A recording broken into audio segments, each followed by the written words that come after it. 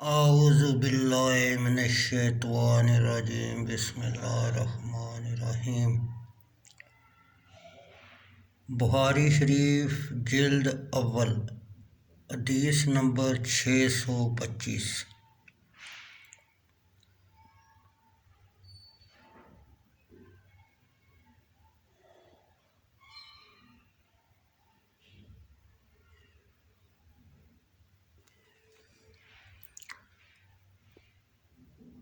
حضرت ابو ہریرہ رضی اللہ تعالیٰ عنہ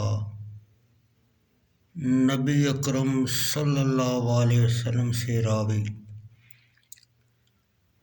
آپ صلی اللہ علیہ وسلم نے فرمایا، 7 اشخاص قیامت کے دن عرش کے سایہ میں ہوں گے،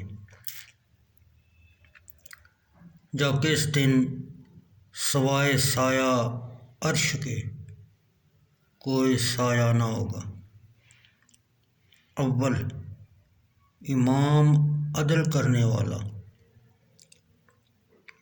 دوم، وہ نوجوان جس نے اپنے رب کی عبادت میں پرورش پائی، یعنی ابتدائی سے وہ عبادت الہی میں مشغول ہے۔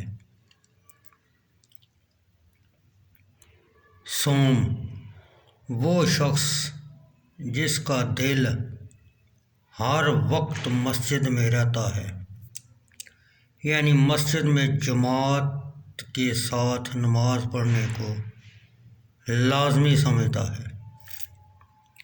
چہارم، وہ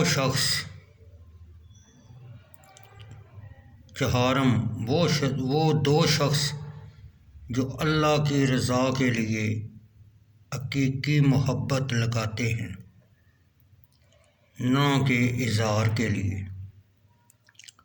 اور اسی حقیقی محبت حقیقی پر قائم و دائم رہتی ہیں، اور اسی محبت پر دونوں کی جدائی ہوتی ہے، یعنی موت۔